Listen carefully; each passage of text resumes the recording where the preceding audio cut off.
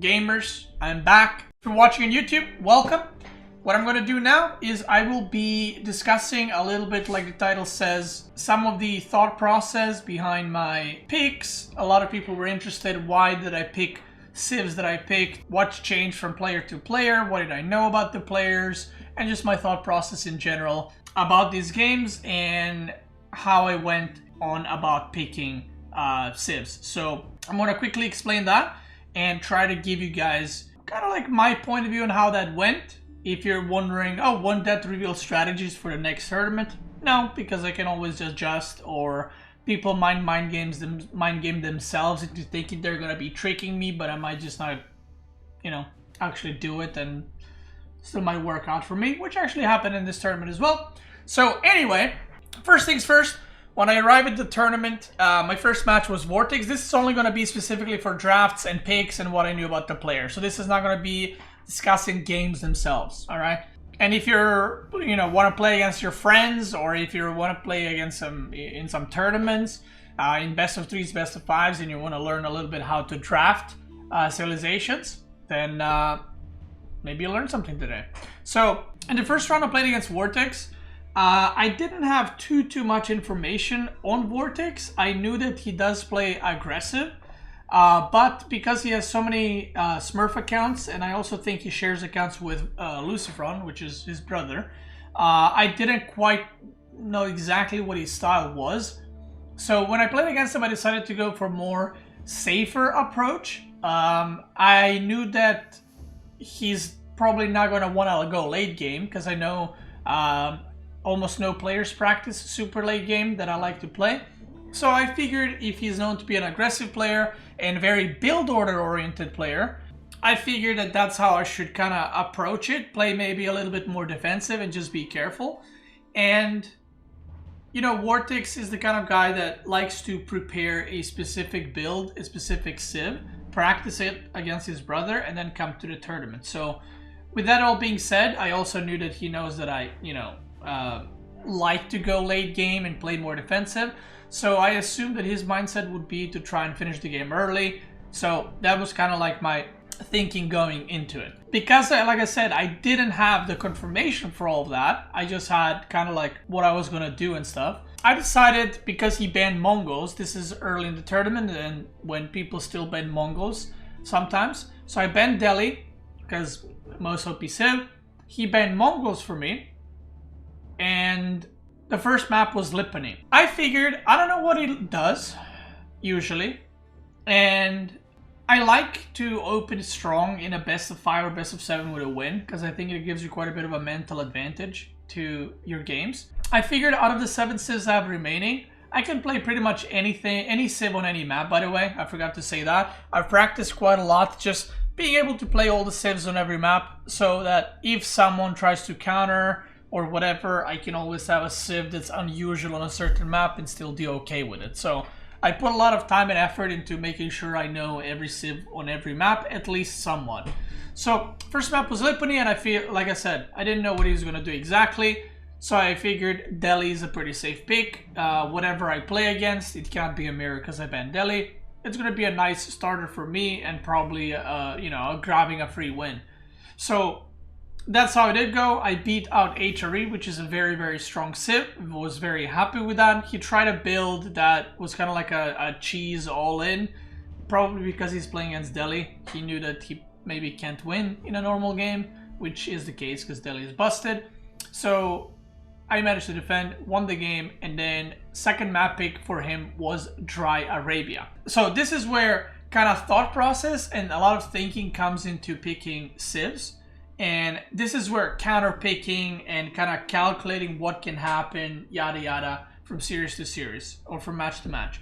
So Dry Arabia, obviously, you can, if you grab a paint, right? Let me show you.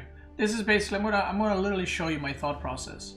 This is what I was doing each match, and this is something they even showed on stream once. I didn't care. Like, I know people are like, oh my god, they showed your thing on stream. I'm like, yeah, I know, it's fine. So with Mongol being banned for me, Delhi for him, when I finish game 1, this is what I would do every game. And I had also, I would have maps underneath as well. Like here would be the maps and I would cross them as well, just to visually be easier for me to know what's left and what's possible. So I played Delhi game 1, I crossed that, and he played Holy Roman Empire. So then he picks Dry Arabia. Dry Arabia is the most standard map, but there's also a map that you cannot play every civ, right? So this is where, as I like to call it, a lot of puzzle solving comes in handy. And the first game is the hardest to figure out. After that, it becomes easier and easier. And the longer the tournament went, this was easier for me to deduct what players are going to play in which map and be able to counter them correctly. So he picked Dry Arabia.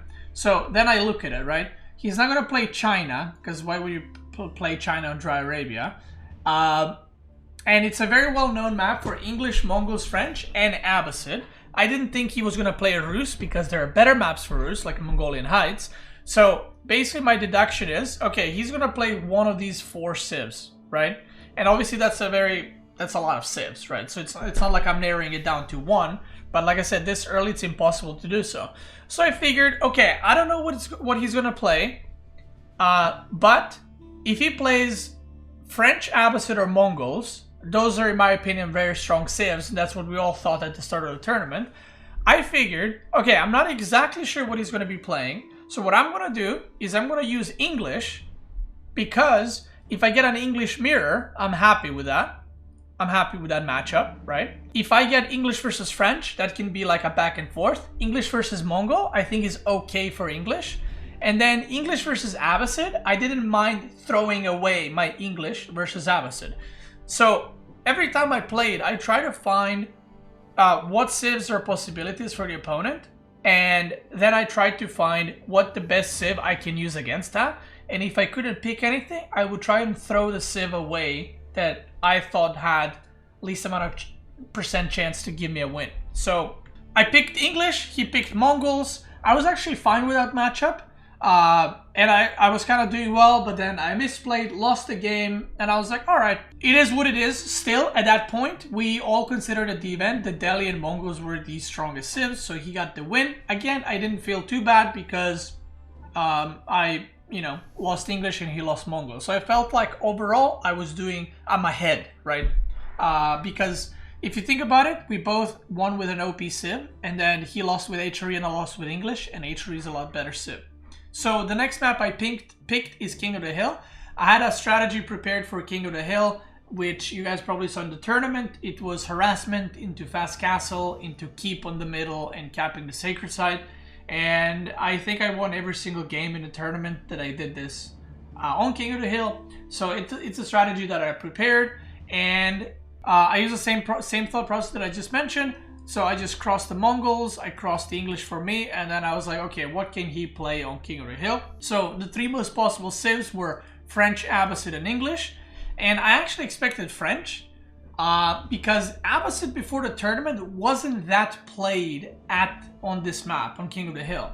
But Abbasid is extremely, extremely strong against French. So when we were entering the game, I thought he wouldn't be able to defend my harass, because it's a very hard map to defend initially. But he defended quite well with Abbasid, and he got really, really, really far ahead. When that happened, I was getting worried, and I managed to come back into the game, win. Game number 4 was Hill and Dale that he picked, which I found interesting, and I thought that it was a mistake from him, and this is why it was a mistake. These civs were gone for him and I, right? Then he picked Hill and Dale, which I thought was very weird, because I had HRE open, Abbasid and China, which are all viable civs on Hill and Dale, and he had French, Chinese, and English and Rus. So I figured what he is trying to do is get me to pick HRE, and he will pick like either Rus and try to wall me, or French, because HRE, in my opinion, counters China, because China takes so much time to like boom and get their eco up, and HRE is just gonna take relics. So I suspected one of those two, and I expected like aggressive play. I picked HRE anyway, and it worked out well for me. Now, as you can see, the more you play in a best of 5 or best of 7, there's less and less options for the opponent. Now, in best of fives, in the first best of five of the tournament, it was very hard for me to predict correctly. But I'm not going to go through every single stage like this in detail. I just wanted to show you the thought process for the first one. Then I played again, so I'll give you my opinion on like how each player plays. Lenock plays very similar to me, except with more eco upgrades. So I knew that if I play defensive while harassing Lenock and trying to pick off villagers going to the late game, where I'm confident, I'll do fine. I didn't think he would all-in me or do anything like that, so I thought my best chances would be to just be very, very heavy on harassment with knights against Lenock, while just kind of booming behind it. Because when he goes for boom and goes for late game, he kind of tends to play a little bit more passive, I think. Against Marine Lord, it was very like weird games in my opinion, because we practiced before the event together, so there's obviously like a lot of mind games going into it. Who's gonna play what? Like he does, you know, he knows that this is good, so if I pick this, that counters that and stuff like that. There was a lot of like mind games and potential picks and counter picks, and it kind of, you know, obviously didn't work out my way, right? Mista, I didn't know what to expect, and I know that he had a very unique playstyle with all the civs he plays. So honestly, he's kind of like Vortex, but even less info on him on like how he plays and what he likes to do.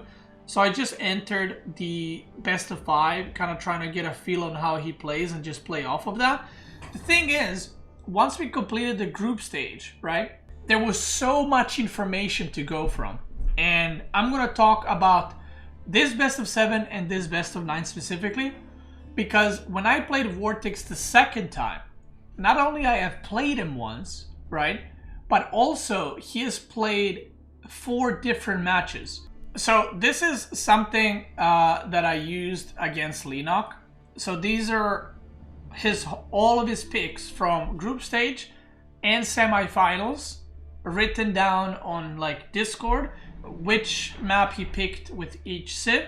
And then I also had another little note where it showed me which civs he picked when he lost and which civs he picked when he won. This is how the thought process went behind it. So versus Vortex. So again, I know Vortex is the type of player, when I played him in semifinals, I knew that he will prepare specific things, and obviously he had more info on me as well, because I also played 5 matches in group stage.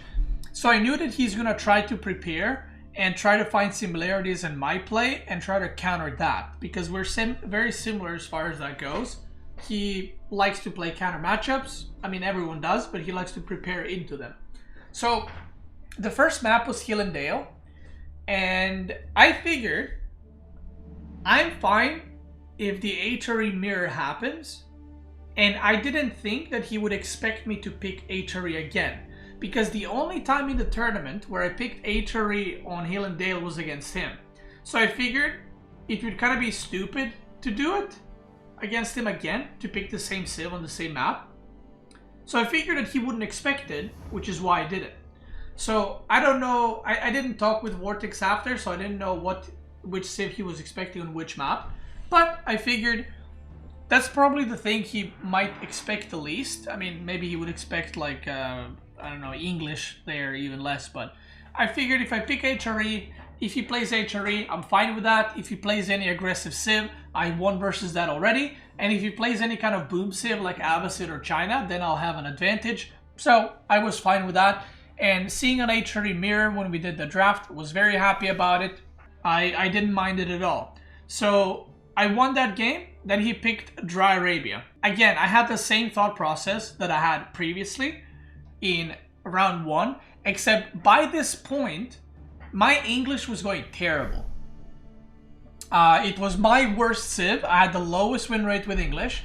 So I had the same thought process, which was, okay, if he picks Abbasid, French, English, or Mongols, I am fine throwing away my English against it. If it's an English mirror, I was very confident. If it's French, Abbasid, or Mongols, I am fine losing my worst civ to one of his, best/medium civs. So I went with that, and we actually had a very funny and weird game on Dry Arabia. I lost in the end, wasn't too bummed out about it. Again, I quote-unquote eliminated French, right? Even though I lost.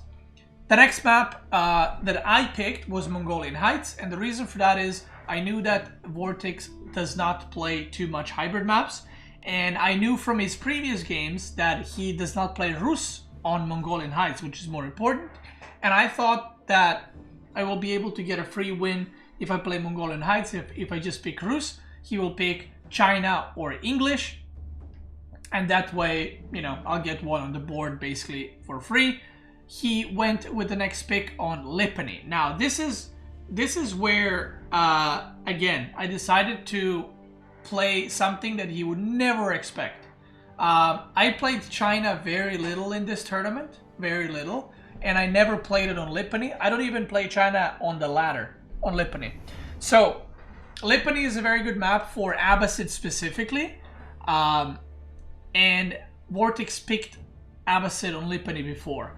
And this was the point in the tournament where every player was pretty much agreeing that Abbasid is the second best civ right behind Delhi. But because Delhi was always banned, Abbasid was kind of the best civ. So I decided to go for Chinese, and I was like, if he gets Abbasid, I'm just going to try a tower rush or try some kind of cheese, because I thought Abbasid has a pretty good advantage. And if he plays any other civ, if I can play a little bit late, you know, later stages in the game, or if I can go boom, I'll just play normal game. So he picked Abbasid, and again, China is probably like my 7th civ, best civ for me, English 8th. And again, I was pretty satisfied that I got his best civ, or best civ in, you know, overall after Delhi, with one of my worst. So I felt that the drafting wise, that was really, really good for me. And at that point it was 2-2, but I felt I was gonna win 100% because of what the remaining civs were. So let me just show you. I'm gonna show you about this later.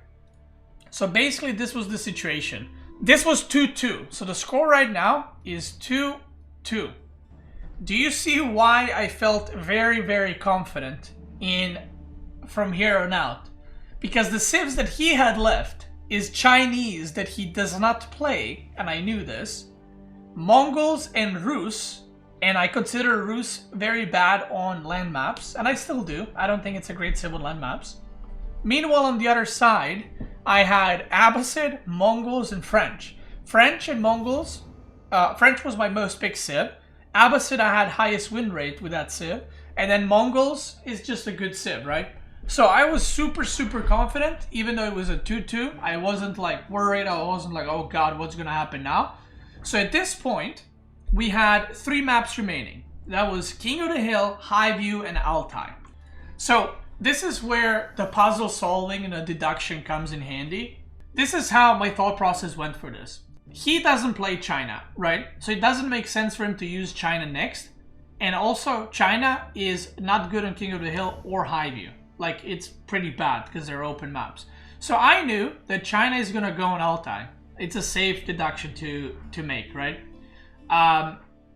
Then he has 2 civs left. So I was like, okay, if he plays China on Altai, I have Mongols, French, and Abbasid. I'll play Abbasid into that because I think and thought that Abbasid is a good counter to it. So I was like, okay, I get a win there. So all I need to do is get another win from one of the 2 games to reach game 7, because that's where my advantage is, like going into Altai and Abbasid versus China. So the 2 options that I had to pick the next map, because I lost Lipany, was either King of the Hill or Highview. So I picked King because, like I said, I had a strategy on it, I was very confident in it, and I decided to go with that one.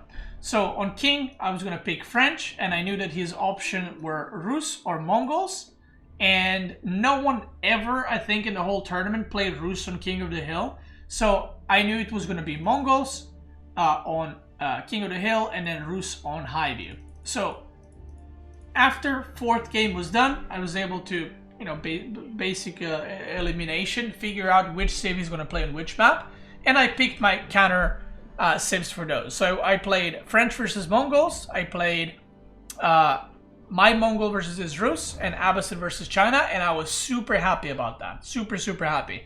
We played King of the Hill. I won that game with French. It went exactly how I planned. I was 3-2, and I was like, okay, this should be it. I should be winning 4-2. Mongols versus Rus, I think, is very good for Mongols. I was very confident, and I was pretty sure it's going to be a 4-2. But I was like, even if I lose, last game is Altai, China versus Abbasid. He doesn't play China too much. It's his worst civ. Abbasid is probably my best civ. I got this. Just, even if I lose, it doesn't matter. So, you know, we did the draft, obviously, for, he picked Highview as the next map, and we played Mongols versus Rus, and I managed to actually throw that game. Pretty hard. I got Castle, and instead of just delaying his feudal push, because he went all in feudal, I kind of engaged too early, and I kept bleeding units, and I was just like, oh my god, am I actually losing this? So when I noticed that I was going to lose, I tried to delay the game as much as possible and kind of tire my opponent out as much as I can. And even though it was 3-3 going to game 7, like I said, was super confident with Abbasid into China, and it worked out for me. So GG. Now, this is the grand finals versus Lenock. So Lenock was probably the most civ restricted player, I would say. And he had his idea on where each civ should be played and kind of stuck with it for the most part. He had some variances in his pickings, but it was mostly following the same pattern. So this is Lenock versus Beasty, and Delhi was not banned, by the way. So this is grand finals. Control Z, okay, thank you. This is grand finals. This is versus Lenock, and there were no bans on Delhi. So the way it worked is, if it got to a game 9, basically we had to play all 8 civs, both of us, and then for game 9 we would do 1 ban each. So if it reached game 9, we would probably both ban Delhi. So this is how the games against Lenock went. By the way, I forgot to say, every time there was a first map was always a random pick. Or just random map that Nili just rolled the dice basically, and whichever map was the first one, that's the first map we played. So the first map that we got was Mongolian Heights, which I was super, super, super happy about. This was Lenock's worst map, and it wasn't my best map, but I knew that it was his worst map. So what ended up happening is, we played on Mongolian Heights, and Lenock, if you look here, he played China twice, HRE, and English. So, but I did know that he likes to play English quite a bit. Now, on it, right? So I knew that the option would be between China and English, and not HRE, because if you remember, if you watch the tournament, in round 2, in group stage, I played against Lenock, and we played HRE versus Rus on this map, and it did not go well for him. The game reached like Omega late game, and that's the game where I had like 40 siege and I managed to win. So Lenock is the type of player that when he loses against someone with a civ, he doesn't pick it again. I don't know if he just thinks he can't win with it, or he doesn't want to repeat the same civs, but I was very sure he wasn't going to pick HRE on Mongolian Heights. So I kind of did a little cross here, and I was like, okay, it's going to be China or English. I'll pick Rus, and I'm fine, because that's what I practice for this map specifically. And I was like, I'm fine with playing against China or English, and I thought that would be a good start for me. And I also thought that it's going to give me a little bit of insight if he's going to play predictable, or he's going to like spice it up and open like fucking Delhi on this map or something like that, or Rus himself. So once we did the picks, it was indeed Rus versus English. And I was super, super happy about this. And one thing to note, I can't remember which opponent he played against. Let me actually see. Maybe it was against Marine Lord? Yes, it was against Marine Lord. So, before Lenock played against Marine Lord, and before I played against Vortex, Lenock said that he's gonna try play English versus Marine Lord by making 10 longbows and go fast castle and just play late game. So I remembered this, and when I saw the draft, it's Rus versus English, me versus him. I remembered what he said, and I'm gonna just mark it like this. I didn't want to cross these. I can't undo. So I remember what he said, and there's two options, right? He's either gonna go for super all-in aggression, which I just think does not work against Rus on this map, or he will do what he said he wanted to do against Marine Lord, which I was like, okay, if he all-ins, I just defend. Nothing special. If he goes for the late game, I let him. I do the harassment like I played, like I planned against his playstyle, which was very harass-oriented. But I will aim to go late game because Rus beats English in the late game. And that's what happened. We both kind of played passive. I went for a couple of knights. I got a couple of villagers. I got second TC. I had the water control somewhat. I got the relics. And the game reached a point where he like tried to do mass knights, horsemen, and do run bys, which again, just, you know, I shot it down, didn't work. And with game one, me winning, again, I felt so good. And by the way, fun fact, in the whole tournament, whether group stage or playoffs, I always won the first game, which I thought was pretty interesting info. And it definitely helped me, I think, like mentally to play the rest of each series. So every time I would do a series, I would cross a map and I would cross those picks. So now English was played, I would cross it, and what I would do is I would cross English on every other map that he has played. Right? So that leaves me, again, deducting which civs are possible and what can happen, what he can pick, and so on and so forth. So, next map, he picked King of the Hill, which I found very interesting, and because that was a good map for me. But he picked King of the Hill because previously, in his previous games, he has beaten French players on King of the Hill. Namely, he beat Marine Lord on King of the Hill in that matchup. Lenock played Mongols, Marine Lord played French, and Lenock beat him. He knew that I was playing French on that map, so I'm assuming that's why he picked it. And I was like, alright, I'm up for the challenge. I'll just pick French, you pick Mongol. And if you look at King of the Hill, he has played English twice, Abbasid once, and Mongol once. And again, doing a little deduction, right? He just beat Marine Lord yesterday with Mongols, so I was like, he probably feels pretty confident. I assume he's gonna pick them. I picked French anyway into it, and that's how it worked out.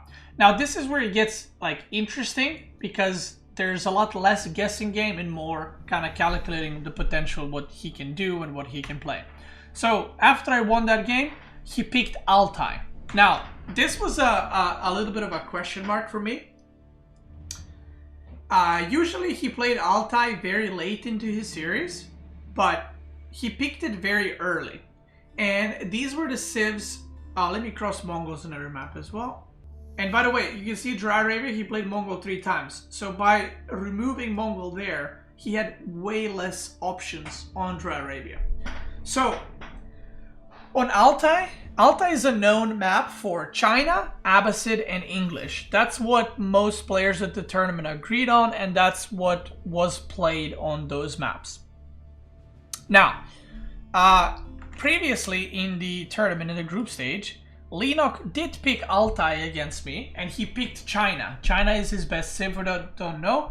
But what I did is I countered it with an HRE, because HRE is very good against China, and he got bopped pretty hard in that game. The game was over in like 12 minutes, I think. So, he picks Altai. So, I was like, okay, it would be kind of silly from him to pick China, because I have HRE still open. This is, I remember, I only used Rus and French. So because I had HRE still open, and English was open as well, I figured it'd be kind of silly to pick Altai and then pick China again and gamble. And it'd be kind of stupid at the same time, right? So I was like, okay, he's not going to pick China. Maybe he's going to pick Abbasid, but maybe he's going to pick China. And Delhi was always a question mark because it's been banned the whole tournament. So I didn't know where he's going to play it, right? So I was like, okay, I'm going to do what I did previously. I'm going to just throw a shit civ at it because I wasn't sure what he's going to play. So I played English on that map. And what I got was, the matchup that I got was English versus Delhi. And I was super happy. I don't know if they showed it on stream, but the moment we were doing the picks, like you kind of pick the civs and then it comes like reveal. And I saw Delhi and I was like, yes. Because I was super, super happy about it. Because again, I'm using my worst civ against the most banned civ in the tournament and the best civ in the game. So I was so fucking happy. I was like, okay, that's a loss for me. Don't care. Like, his Delhi is gone and my English is gone. And I was like super, super fucking happy about that. So Altai, you know, he's not going to pick, obviously, China or Abbasid. He picked Delhi, and he only played Delhi on one map because, like I said, it was banned the whole tournament.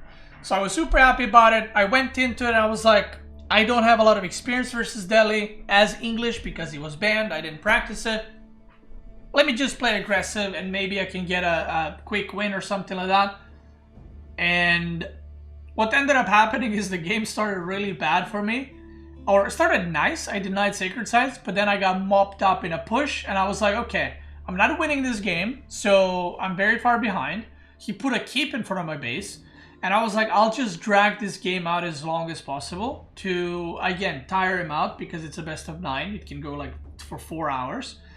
But what ended up happening is, I noticed he had no walls, and I noticed that he like put forward keeps and that he thought that I'll probably try to break the siege first.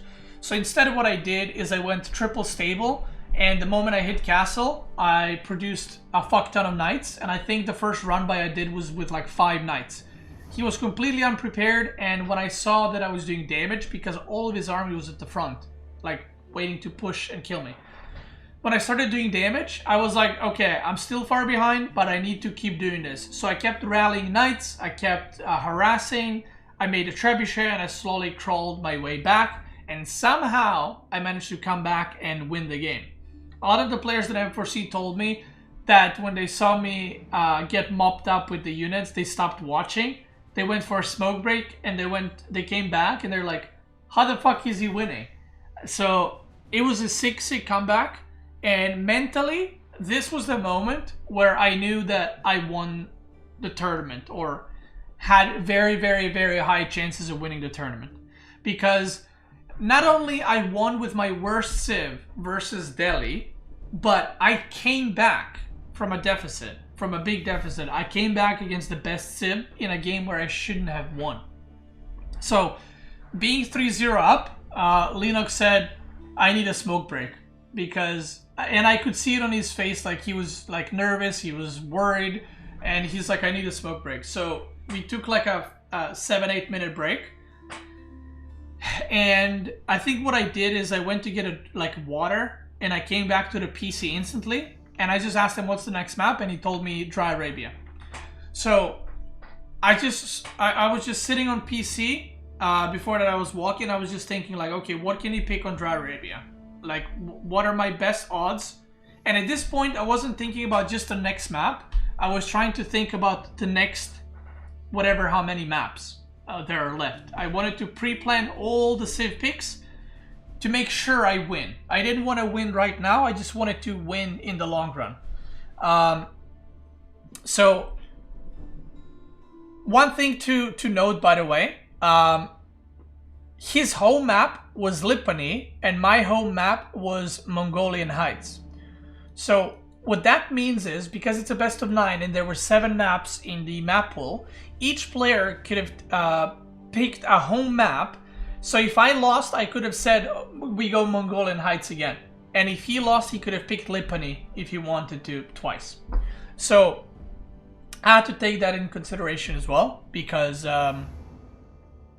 know, with the civ pre-picking. So the next map was Dry Arabia. And if you look here on Dry Arabia, he played China once, but that went terrible. So I knew that he's not going to pick China there. And I figured out of the civs that he has remaining, he will most likely pick like Abbasid, French, or Rus. But then if you look at the rest of the maps, You could see that he played French on high view 4 times. So I was like, okay, playing French on high view is probably the most likely thing for him. HRE, he's never played it. I think throughout the whole tournament, he has never played HRE on an open map. It was always Hill and Dale or Mongolian Heights. So this is where, you know, the drafting for the whole tournament started for the remaining civs. So I figured he's going to play HRE on Hill and Dale. On high view, he's going to go with French. And then if you deduct those two, then the only civs that are remaining are China, Rus, and Abbasid. He's not going to pick China on Dry Arabia because, like I said, he already lost with it and it's a pretty bad pick. So I figured he's going to pick Rus or Abbasid.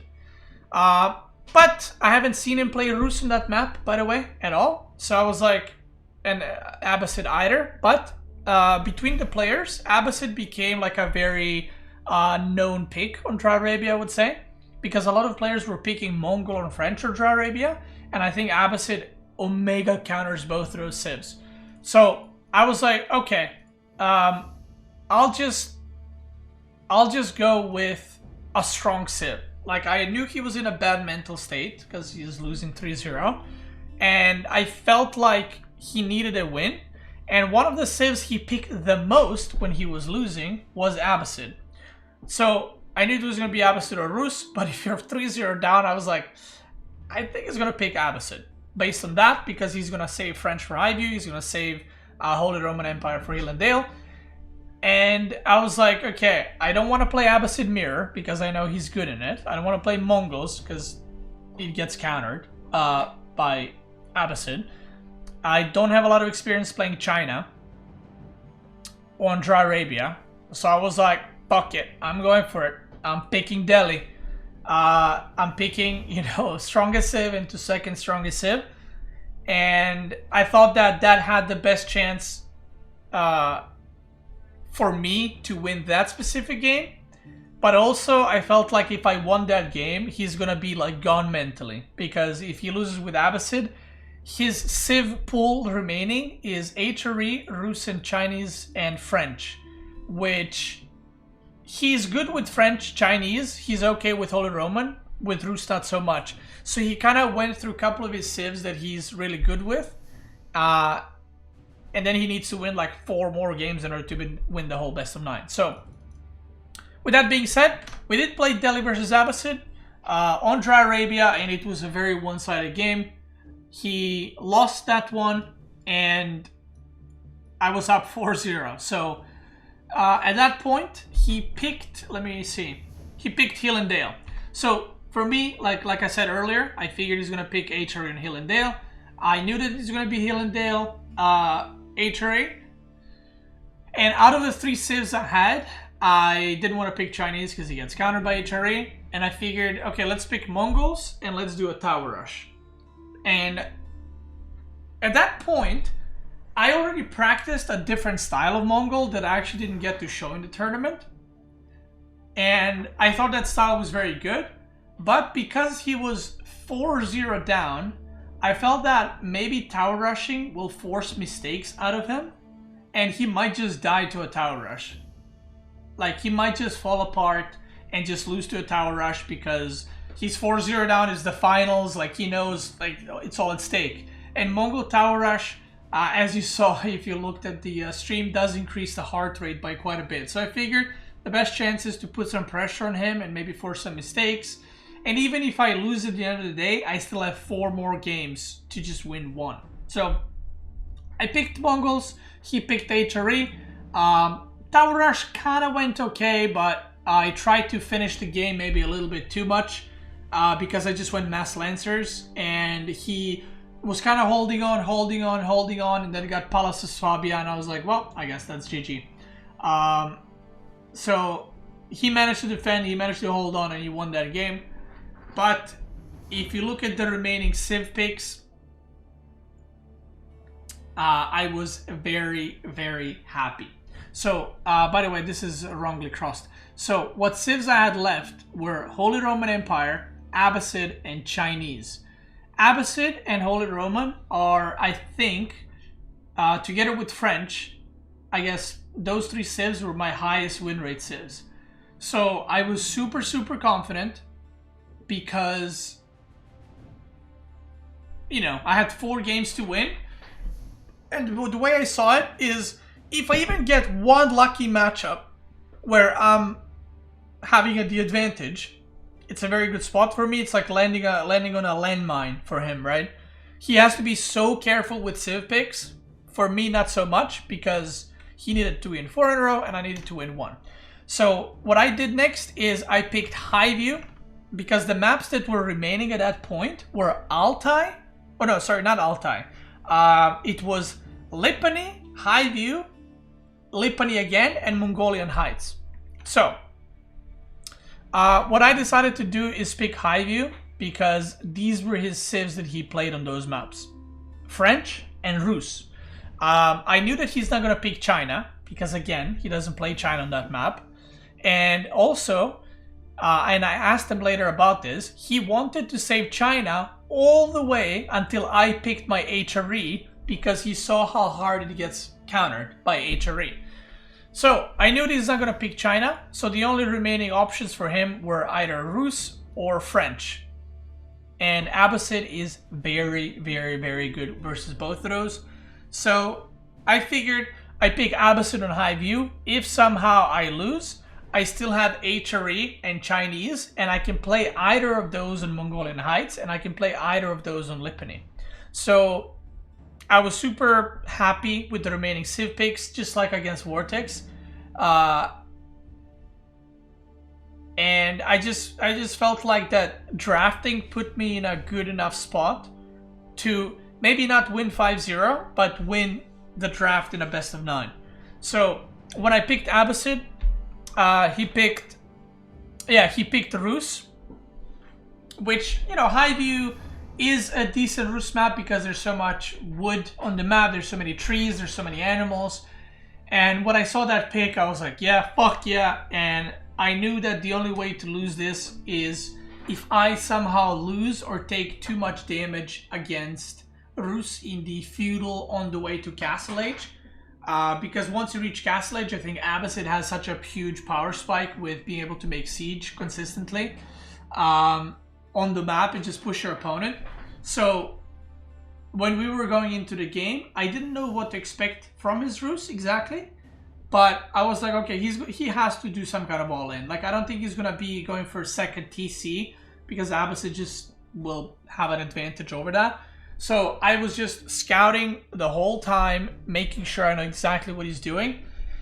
And when I arrived at his base, after the initial like scout denying sheep and wolves and all that shit, I saw what I loved. I saw 15 workers on food and 6 on wood. Do you know what that means, kid? Do you know what that means, kids? There we go. That's what I wanted to say. That means that a Rus player is rushing castle. And I was so fucking happy because Pepe laughed. He didn't know, but I knew that that shit does not work against Abbasid. And I was so happy. Like, when I saw 15 workers on food, I was like, yes, like I won the tournament. Like, I was so sure at that point I won the tournament that I think when I scouted, you could see me like smile. And I was like, fuck yes. Because the moment I saw that, I made my second TC as you usually do with Abbasid, and I put like 10, 12 workers on gold. I pulled everything off of wood. And I had like 20 plus on food and 10 on gold, and I was just rushing castle myself. And obviously he reached castle before me. I saw 1 barracks. I saw that the build wasn't well optimized by him. Maybe because he was nervous, I don't know. But when he reached castle, you're supposed to have 3 barracks. He only had 1. So I think he either mismanaged his resources or maybe he tried to rush castle too fast. And men-at-arms started coming. I had like 2 spears and I denied some food and I was just buying myself time.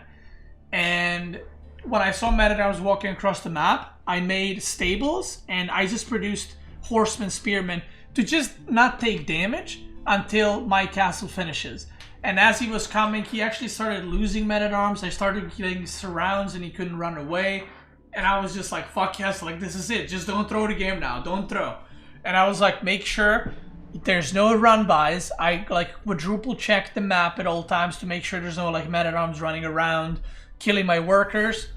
And the moment I got to castle, I threw down like 4 barracks, 4 archer ranges.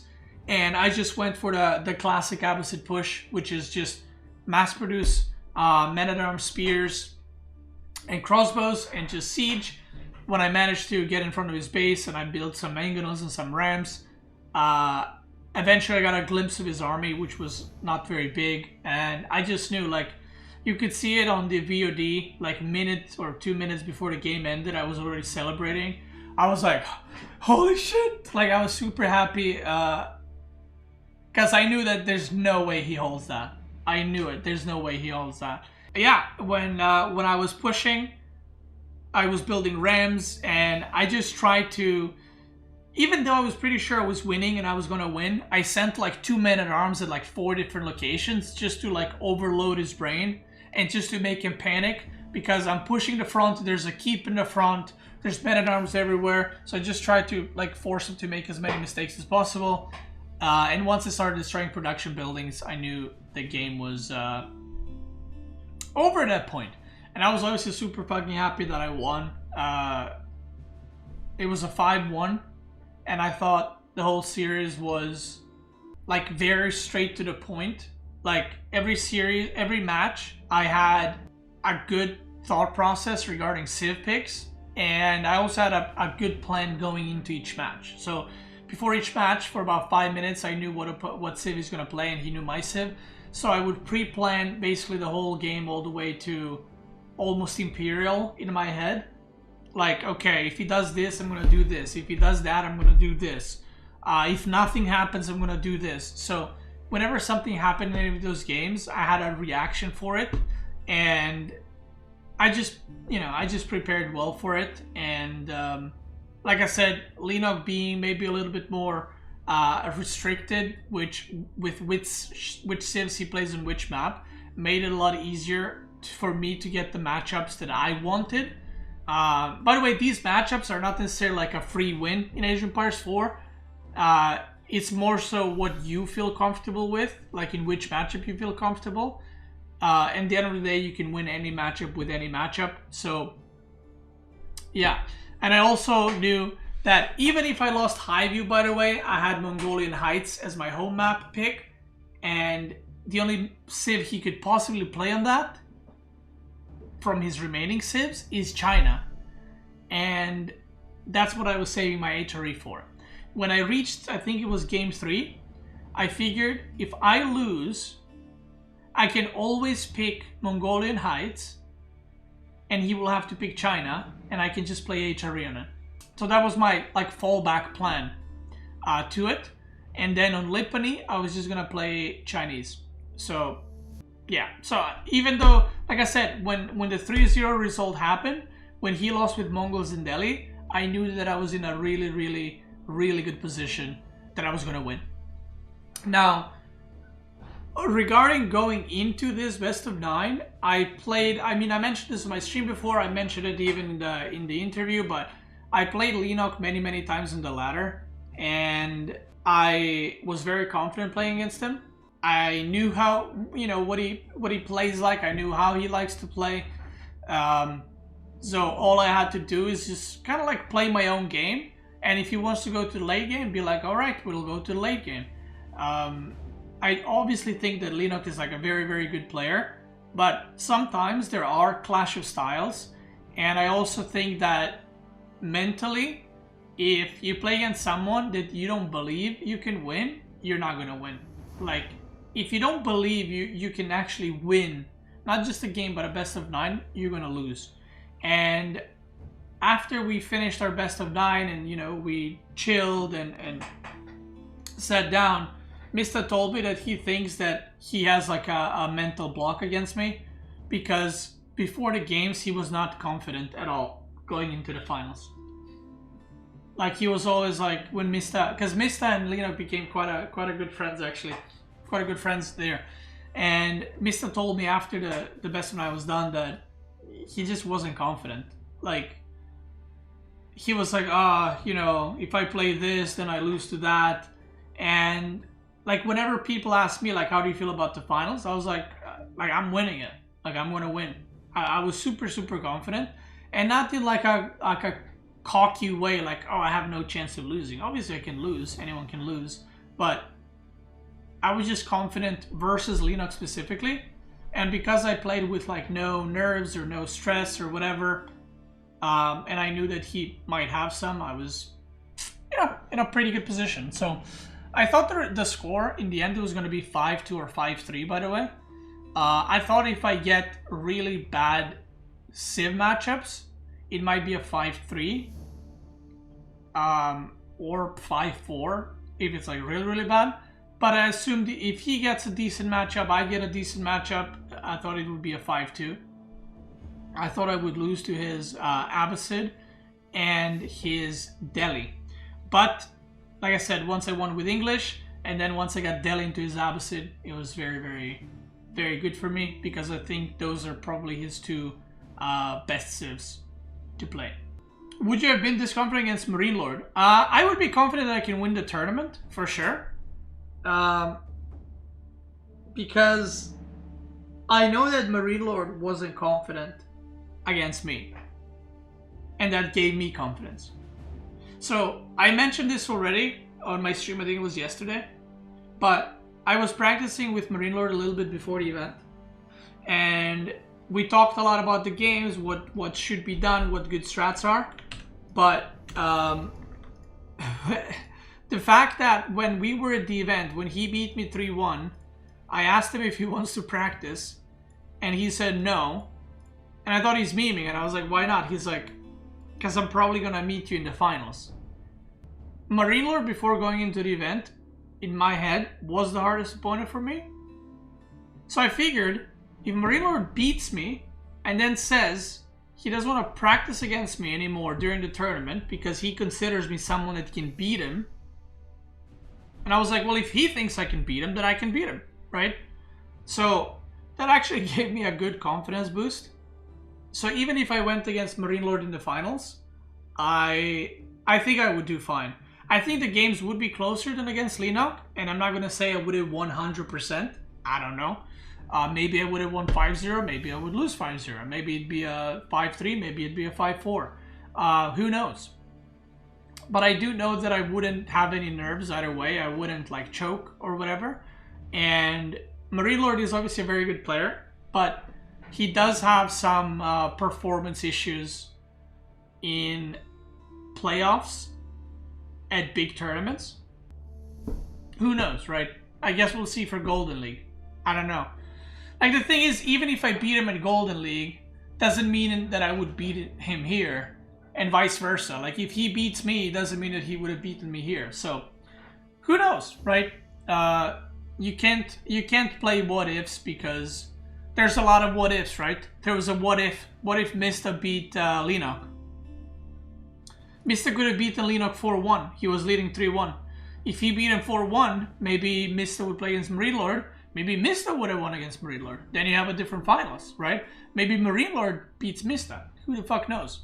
But yeah, anyway, I wanted to kind of share my opinion on about this with you guys. I know some of you have asked.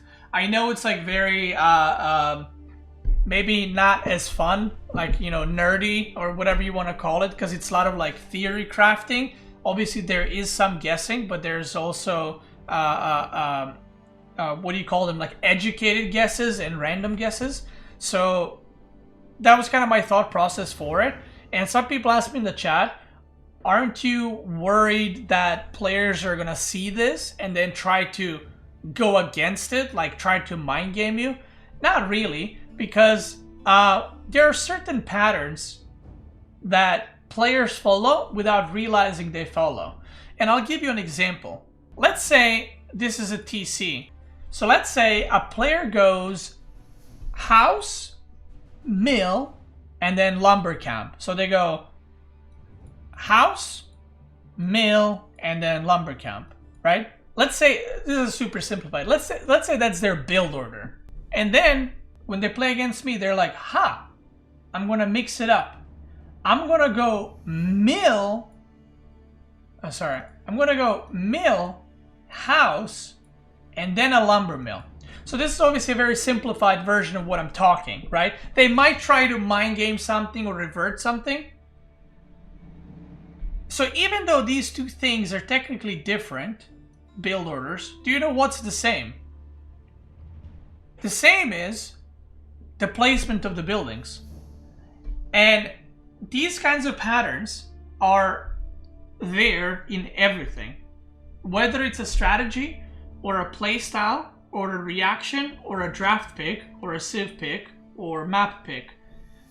Something that people don't really have, I feel like, conscious influence on. And something that's very hard to get rid of. Or I just see cartoon faces screaming. I can see it now as well. So what I'm trying to say is, as much as people try to like maybe change up their picks to mind game me, by the time Golden League comes, maybe I'll have a completely different point of view on the maps and on the civs. So it's not really gonna work. And I feel like this is something you need to work out during the tournament and in their most recent matches. Because if some player never plays French on Mongolian Heights, right, and never practiced it, I can check the match history on ladder. They never played it on French and Mongolian Heights. Even if they pick it and I'm like, oh shit, it's French and Mongolian Heights, that doesn't mean they're gonna win because they never played it. So the question is it better for them or is it better for me? So I'm not too worried. TLDR, I'm not too worried. This is kind of like the thought process that I use. And like I said, Golden League is 2.5 months for the main tournament.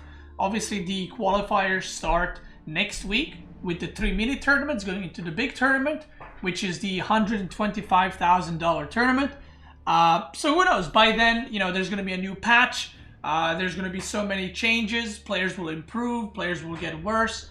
There might be new contenders for the title. So who knows? Maybe if I do well in that one, maybe if I win it, I'll make one more of these and discuss it and talk about them with you guys. Anyway, I hope you guys enjoyed this video if you're watching on YouTube. If you guys have any questions on YouTube, let me know. Let me know what you would like to see in the future videos.